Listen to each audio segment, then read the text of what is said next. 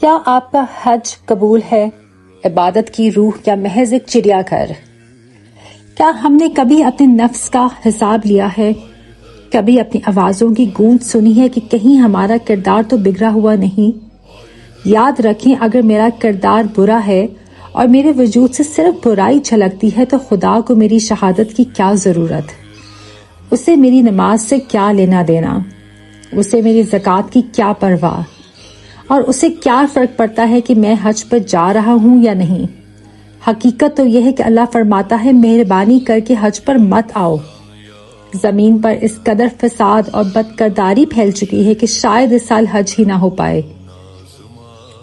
اس کا مطلب یہ نہیں کہ کوئی انسان حج روک سکتا ہے۔ آپ کو کیا لگتا ہے حج کون روک سکتا ہے؟ جب اللہ ناراض ہوتا ہے تو وہ راستے بند کر دیتا ہے، کوئی جہاز نہیں چلے گا۔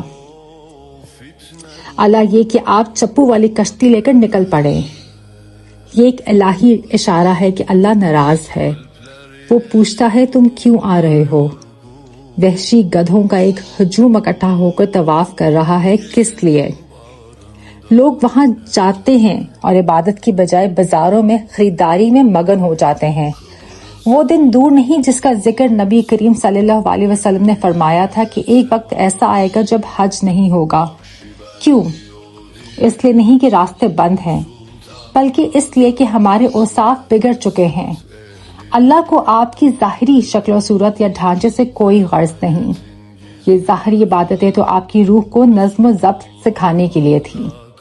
آج لوگ ظاہری مسائل پر لڑتے ہیں، فرقوں اور بحثوں میں الجھے ہوئے ہیں، لیکن ان کا روح سے کوئی تعلق نہیں۔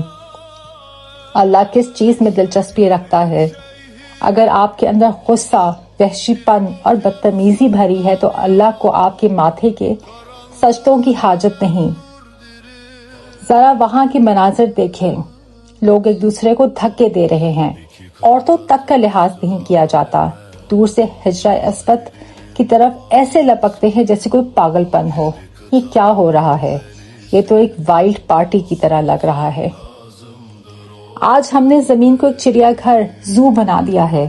لوگ دیوانے اور وحشی ہو چکے ہیں۔ یہ اسلام نہیں ہے، یہ آسمانی اخلاق کی نمائندگی نہیں ہے، کیونکہ حقیقی اسلام تو آسمانوں کا دین ہے جس میں سکون اور ادب ہے۔ جب آسمانی دین کی نمائندگی وحشی پن سے کی جائے تو سمجھ لیں کہ بہت بڑا مسئلہ ہے۔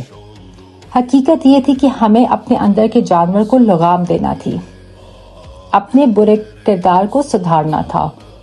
اصل کام تفکر تھا، یعنی غور و فکر کہ یا رب میری روح کو پاک کر دے، مجھ سے کیا غلطی ہوئی۔ اپنا حساب لیں، اپنی انا کو مٹائیں، شیطان اور اپنے نفس کے دھوکے میں مت آئیں۔